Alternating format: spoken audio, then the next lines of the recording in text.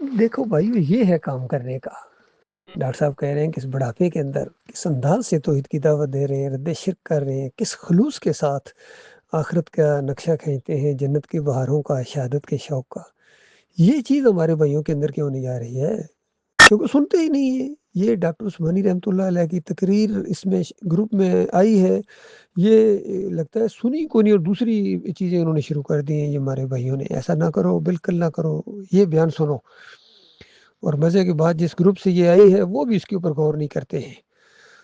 Symbol تو بناتے ہیں اس کے اوپر میگا فون کا اور کان کا، یعنی کان لگا کر سنو، اور خود اپنے کان انہوں نے بالکل بند کر لی.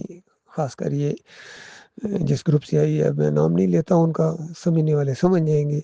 لیکن اس گروپ کے اندر خاص کر یہ جو ڈاکٹر عثمانی رحمۃ اللہ علیہ کے بیانات شیئر کیے جاتے ہیں، ان کو غور سے سنا کرو. اللہ کے بندو اپنے پاس محفوظ ہی رکھا کرو، آگے پیچھے شیئر بھی کرو، اور سب سے پہلے خود اس کے اوپر عمل کرنے کی کوشش کرو. اس سے دین اخذ کرو، اپنے دلوں کو، ارادوں کو مضبوط کرو، عزائم کو مضبوط کرو کہ ہم نے ابھی آگے بڑھنا ہے. ڈاکٹر صاحب تو اپنا کام کر کے چلے گئے، اب ہم لوگوں نے کرنا ہے، اس دعوت کو آگے بڑھانا ہے.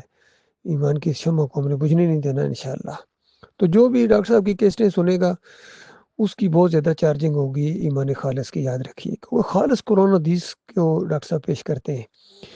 اور یہ ایسے سارے لوگ دیکھنا آپس میں محبتیں بھی کریں گے، آپس میں بھائی بھائی ہیں. یہ اصل میں آپس میں ایک جماعت ہے. چاہے جس گروپ میں بھی ہیں، آہستہ آہستہ یہ نکل کے یہ اکٹھے ہو جائیں گے، دیکھ لیجیے گا. کیونکہ ان سب کا مزاج ایک ہے.